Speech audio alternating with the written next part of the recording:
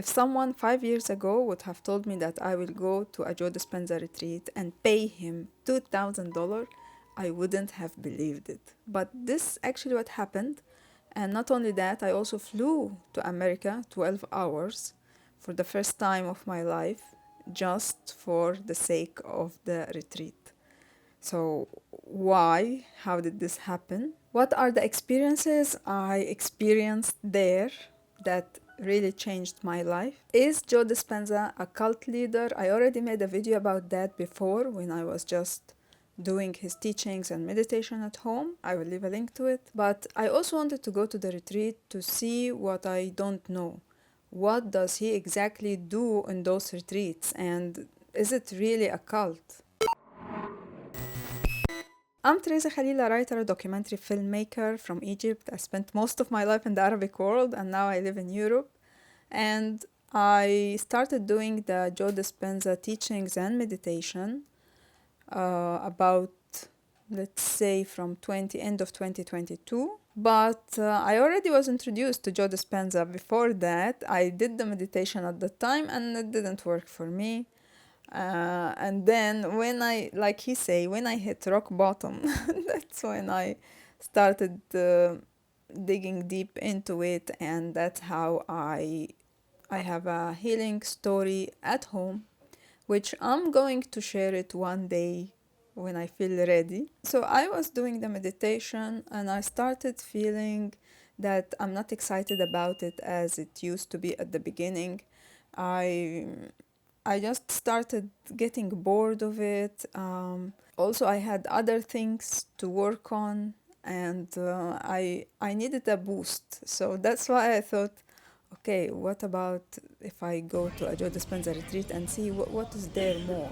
So in this video, I'm going to share with you my experience in the retreat, my observations, why people go to such retreats, and of course, is Joe Dispenza a cult leader, and are there things in the retreat that happen that are a bit cultish? My long story short, my healing long story short, is that I was not able to walk for more than 1 minute. Okay, I would just need to stay in bed. I was in bed for about 5 years, and then by doing the teachings and the meditation, I was able to walk again, and as you can see, travel even to America. So that is what encouraged me to go and pay $2,000 to Joe Dispenza, because without anything at all, without investing in him, I already had results, and I thought that was encouraging to go further. Okay, let's start with, in between I will share some cultish stuff. So first cultish thing is that you are sleep deprived. We started the retreat every day. We go at about, we wake up at 5, of course, to go there at 6, and he finishes about 8, 9, 9:30 in the evening. This is like more than 12 hours per day. And then we have to wake up again early the next day, and there was one day when we had to wake up at 3 o'clock. Okay, so this is cultish symptom. You are sleep deprived, but we know why we are sleep deprived. We know that we are targeting, for example, we are waking up at 4 o'clock in the morning because we are targeting the high melatonin. Okay, so we understand why we are doing this to ourselves. But at the same time, you are not forced to do everything, or you can just go and never attend anything. But of course, people are excited about it. People want to do this. Of course, his teachings are empowering you to go further. It happened to me that one day I was so tired I skipped the walking meditation. He didn't come and check on me, like, why didn't you come? Ada, where is the sun? Okay, the lighting changed. The sun went away. So this retreat I attended is the Washington, D.C. retreat. It was the 60th in Joe Dispenza history. And to be honest, it was super organized. Everything, as someone who organized meetups to connect expats and locals in Croatia, I know how difficult it is to organize an event. And imagine such event on such a scale. We were about 1,800 people. So It was very well organized. The chosen place. I was not happy about the Gaylord because it's a very expensive resort, but when I was in America, and you will hear this in I have now videos about my experience with America. There is this ventilation problem in America I didn't know about, where you usually people don't open the windows and you are just breathing through the ventilator. Majority of those ventilators are not working properly, and you end up suffocating, right? So when you are doing a meditation and breath work and all that, I was impressed that yeah, the Gaylord is having a huge hole. I had no problem breathing, whether in the hotel room or in the hall. And it was comfortable. We were able to breathe. So that is important. So I think it is always good to pay and get a good quality, and not to save and get a terrible experience. The $2,000 also included the food. And this will take me to something. What is the difference between meditating at home and meditating in a retreat? And food plays a big role. Part also of the organization is that there is encouragement to network with people. So he will always say in the teachings or the presentation, look to the person next to you and tell him what did you understand, or something like that, or repeat this to the person next to you. And this open dialogue between you, and you by the end of the week you have many people that you connected with. And also the breakfast is made like on round tables, so people can also connect there, or the lunch. Or so I loved how it's organized in a way that encourage people to connect. But of course, there are people who don't get advantage of that. I have an example of the Moroccan woman, which I will talk about in a bit, and the South American women. Now, let's talk about my experiences that really was life-changing, and this is really a big thing. So what happened to me is that on day 3, I was sitting beside the Moroccan woman, and I started feeling pain in my neck. And I didn't remember that I had pain in my neck anyway. So I thought maybe I'm not sitting properly, so I adjusted my sitting and continued the meditation. The next day, I am in the glyphoscope meditation, and I started again during the meditation having this pain in my neck, like as if someone is stretching my neck, someone is stretching my neck. And the thing is, I don't feel that I was deep in the meditation. No, I was just, the thoughts were coming and going. It was so normal. But I started noticing, because the pain started becoming so severe, to the extent that I was holding my mobile while meditating because I didn't trust leaving it anywhere. And the pain started becoming, this thing was stretching my neck so much that I had to, I had to leave the phone and drop it because it was so painful. And the thing is, I wasn't scared for few reasons. One is that I knew that if I stop the meditation, this will go away. And I didn't want to let it go away, because Joe Dispenza explained that when something happened, you need to relax into it.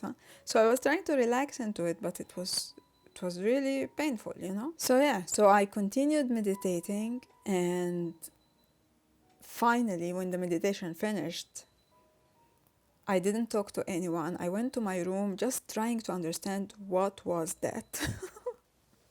What was that? It's like something from inside me, who knows me so well, because not many people knew that I have problem with my neck, because I was in bed for, as I said, 5 years. I was always putting my head at the back of the bed, this bed, and this pushed my neck forward. So I felt that this thing was trying to put my neck back. But I will not tell you that something happened, or still don't feel that my neck is back to normal. But it continued every time. From that moment, every time we do meditation, this thing starts stretching my neck. Okay. So the next day on the breakfast, I was sitting with, there was, of course, crazy things happening also for other people, right? So one of the things that one guy came to us and he was, I'm sorry, but I shake during the meditation. So, don't be disturbed by that. And to be honest, I was disturbed because he was like, oh. But I was thinking like, what's wrong with that guy? Can't he control himself a bit, you know? And then I started having this thing stretching my neck. So on the breakfast, we had the guy who was shaking, and I was asking him like, what happened to you? Why you are like that? And then he started sharing his healing story, how he was addicted to alcohol, and when he started Joe Dispenza teachings and meditation, he started feeling better. But every time he does the meditation, he shake like this, and he's not embarrassed about it anymore. Because there are many people who also are like that. So I was talking to a nurse sitting with us on the table, and she was like, yeah, that she was like very understanding to the man and how he's shaking. So I thought, okay, let me get to know this woman. And it turned out she was the head nurse of a wellness center in a hospital. And I want to say that the Joe Dispenza event in Washington, D.C. was full of doctors and nurses, medical doctors and nurses. So I was telling her about this thing that happened to me with my neck being stretched. And she said, oh, that's called mystical surgery. And she told me that this is so normal, and that she also she fall on her face and broke many things, and every time she meditates she hears the cracking, things going back to where they're supposed to be. So yeah, so that was life changing for me, is that for the first time I understand what Joe Dispenza was saying in the meditations, which is be more of it and less of you. I never understood what is it, you know. What is it? I don't know what is it. Or if you emulate the divine today, I never emulated anything, you know.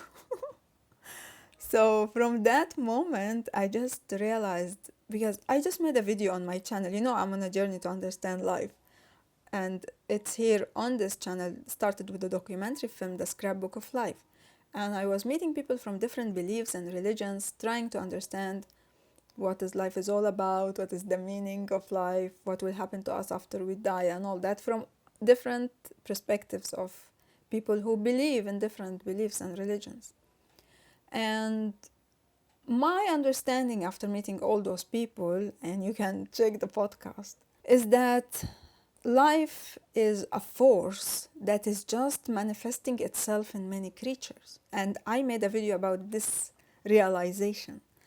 And now, in this retreat, I met this life or this force. I felt it inside me. And I'm still not sure, is it, like people always say love, it's a power of love and surrender to love and all that. I'm still not sure if it's love or not. Okay. I mean, yeah, it was trying to fix my neck. Thank you so much. But is it really is it only love? Because when you look at life, there are many crazy things happening. So I can't just simplify it and say it's love. You are in this retreat around people who also have such similar experiences, so they understand. They understand, because I will tell you afterwards when I shared my experience with people who are not into that, what was the reaction. But I also had many other experiences. For example, I would be closing my eye and I will feel like as if I'm in an aeroplane and my belly is going down, you know, as if I'm going, as if something is getting, I don't know how to describe this feeling, but that was thing, and I never had this at home. Also, I would feel that as if I'm in elevator going up and down in the darkness, in the blackness. And this take me to something else happened to me, is that in this Gaylord hotel they had this glass elevator, and I'm scared of elevators all my life. I remember once I had an interview when I was about I don't know 24 or something in a ninth floor in Cairo, and I just went on my foot up and down because I don't like elevators, and I just can't stop thinking of all the catastrophes that can happen in elevators. So the weird thing that happened is when I had this in the blackness up and down elevator thing, something I realized after the retreat is that I was going in this Gaylord elevator, which is supposed to be more scary because it's all glass. I would, for no reason, just take the elevator up and down, and I was so enjoying, and I felt free for the first time. It's like, when you are not scared, it's like when you start enjoying. So, so this I realized after the retreat when I went to a hotel, and it was a normal elevator, and I was disappointed that it's not fun. And then I was like, oh my God, I forgot that I'm scared of elevators. It also happened to me that I was once in a meditation, and for a moment, I thought I was in my hotel room. But then I realized that no, I'm in the meditation. So when I was talking to someone about it, she told me, this is out of body experience. And I'm not sure if it was out of body or not, but you are in this community where everything has a name. Everything has an explanation. And they experienced this before, they know about it before, You are discovering for the first time, but for the people there, especially people who are into this, because in Washington retreat, about 70% were new for the first time. But people who already know that, it's not a surprise for them. It's something they know, Now, why a retreat is different from meditating at home, although I had a healing experience at home. First thing, what I discovered is that you can go much deeper than at home. And the reason for this is the food. When you don't have to think about what you are going to eat, every time I meditate at home, I'm thinking, what am I going to eat for breakfast? What am I going to eat for, I'm always thinking, or what I'm supposed to do this, I'm supposed to do that, You are always, because you are at home in your normal environment, you have duties and responsibilities, even if you are alone. So in the retreat, there is no such a thing. You have 2 meals, 2 snacks. You are covered. You are good to go. And this brings me to the Moroccan woman who was a Muslim, and she was concerned about that the food will have ham, or it's not halal and all that. And she also had she had a strict diet because she was trying to heal a skin condition. And so she was bothered every time about where she's going to get her food from. So how can you go deep in a meditation when she's like, I'm going after this to take a cab to Whole Foods to get to get my food.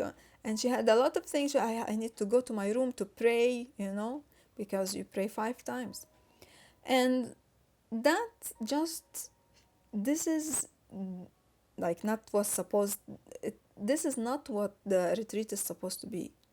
It's supposed to be that you retreat from everything, from all your responsibilities, and this, when you go deep, or this what happened to me that made me go deep.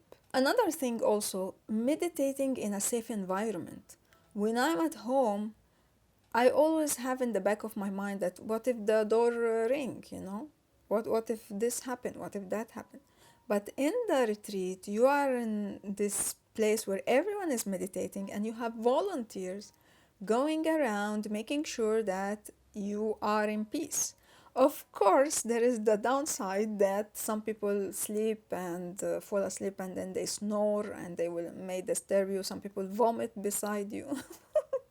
Or like that guy shake beside you, So this can happen, but it's not the majority of the time. So that's why if you want to go deep or experience a different meditation than what you are used to, I think the retreat is why people go. Okay, who go to such retreats?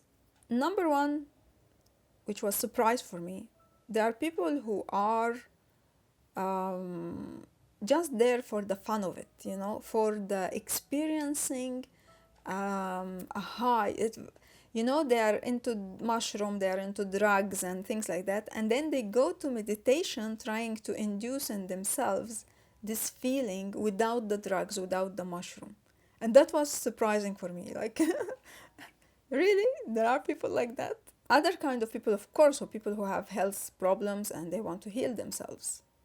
That's why they go to the retreat. Another kind are people who are under severe stress. I met this woman who told me she has a company and, you know, she has a successful story, but on the downside, she had extreme stress because of this business, although it is successful. So she's coming to distress. So that's also a reason why people go to such retreat. Then there are people who are into this spiritual, energy healers, life coaches, all those people who this may be part of their practice, or they want to improve their practice, or they want to promote their practice. But to be honest, I really like that Joe Dispenza at the beginning made sure that this will not happen. So this is one of the good organizations. I think after 60 retreats, he already have good experience. He knows what happened. So I remember he warned about, like, if you don't promote, this is not the place to promote your business here. And this actually what allowed the deeper connection with the people, because there is no hidden agenda. Another reason why people go is that they want to bring this to their company or their country, or so there is this possibility. So I was sitting beside this beautiful Indian woman who really, she has nothing in her life that she wants to fix, but she just wants to tell people about this and, you know, make the world a better place. So tell me, how was your experience? He's brought both the Eastern and the Western culture together and completely taken off all that camouflage of religion from the meditation part of it. And it was mesmerizing. Each of it was just out of, nobody could have ever thought of concentrating on meditation for 1.5 hours, 5.5 hours. It just went on and went on. I'm truly thankful. Okay, now after I did this retreat, what changed in me? Number one, a short meditation wouldn't do it for me. I still can. I can do a 30 minutes, but this is like the minimum. And I also go deep. Like, I'm able to go deep, and this thing is still stretching my neck until now. You know? I'm so fed up, to be honest. Yeah. I don't know when it will finish. I lost my fear of elevators, and I think I lost my fear of aeroplanes. I was terrified of aeroplanes. I tried to control my fear on my way going. I was very good at that. But it's different when you are trying to control your fear and when you are not afraid. And what I noticed after I lost my fear of airplanes is that away from that it's scary, it's actually not pleasant, you know? Being in such a tube, in a cramped seat, flying 12 hours, it's not enjoyable. And now, after the fear went away, I was able to really understand or see things that I didn't know before. Like, it's not only scary, I just don't like it. I don't like being in a tube in the air. I don't think that's what humans were designed to do. And every time I'm on an airplane, I think about the brothers' right, and I would just ask for forgiveness for them. I am now doing the meditation with more understanding because I already met it. Okay. So now I understand what he say. There were things that I was skipping before. Even though I was skipping, I was able to heal, but now I understand what he's saying. And I understand it is so difficult when you don't experience something that you will know if someone talk about it.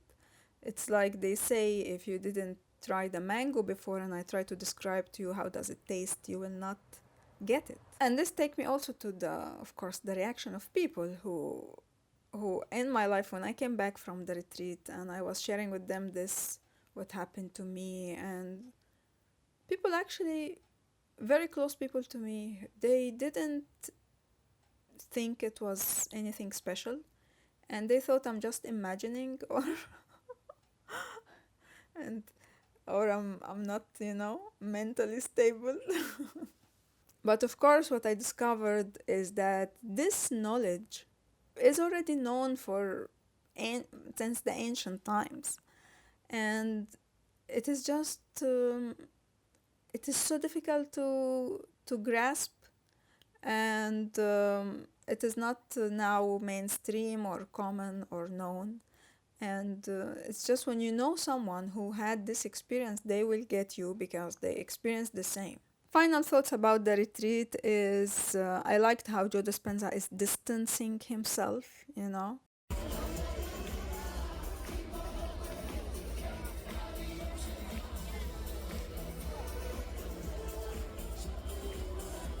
My expectation when I was going is that, oh my God, I see always videos of people dancing in the retreat, and I was worried that I will be forced to dance as well. But it turned out that no, actually, if you want to dance, you just go in the front and dance. But if you don't want it, like everyone is free to do what they want. And I think this is not aligning with the cult idea. And even when Joe Dispenza came closer during the walking meditation, you would just find him there. I saw him and I just couldn't do nothing. Why? Because I'm supposed to be meditating. So I couldn't go and say, hey, how are you? And I think he knows this, and that's how he do it. So he's like a star on the stage. But there was a cultish moment when he wanted us to try a certain thing in the meditation, and then suddenly he said, okay, lay down now. And we usually have a yoga mat or a bed sheet to lay on because we don't want to lay on the floor where everyone is stepping. But then he was like, no, it doesn't matter. It doesn't matter if there is anything to lay on or not. Just do it. And that's when everyone did it, but I didn't. Okay. I had to put something first. And this, when you see, like, actually, if Joe Dispenza wants to be a cult leader, he would, because everyone just will obey. But he's not trying to do that. And I remember the story when he said someone came to him and he said, oh, Dr. Joe, I didn't do my meditation yesterday. And Dr. Joe told him, how is this my problem? Why are you telling me? So, and to answer the question, is he a cult leader? Well, he could if he wants, but he doesn't want. And this takes me to my impression of him. It's the first time I meet him. People are complaining that paying $2,000 or $2,500 for a spiritual experience is a scam, or this is when you know that you are being deceived. But to be honest, can you believe that we are so exhausted just by sitting and meditating? Can you imagine this guy? He's over 60 and he wakes up every day to guide the meditation and to teach. I was a teacher and I know it is exhausting. So he's doing this intense effort because he's so passionate about it. And I liked when we first went into the retreat hall, he said, welcome to my dream. It just shows you that he's enjoying what he's doing, and he's planning to do those retreats because he gets energy from them. He gets inspired from us as well. Something I noticed in the retreat is that people sometimes, if I had some mystical experience or whatever, any kind of unusual experience, there is this jealousy, people will be like, oh, I'm happy for you, or oh, it's like people are going there to have this thing, and when they don't have it, they are disappointed. Me, to be honest, I had no expectations. I just went and I wanted to, just not think of anything, and that's when it happened. So yeah, I'm so satisfied and happy with my experience. And it's really life-changing. I know many people say about the retreat it's life-changing. It is life-changing for me because I met it. And now my practice is more deep, more powerful. So now I understand why people go to those retreats over and over again, although it is not cheap. But as I said, it's a fair price for what you get. So one day I'm going to share my healing experience at home. So I will let you know when I know. But for now, I'm sharing my stories from America, my discoveries. And if you want to share your own story as well, and you want guidance on how to do that, whether it's for self-expression or for a video or a film for social media or any other platform, just check the link in the description box. You can also have a listening session if you have something on your mind and you want to share in a non-judgmental space. And check also my creative journaling circles.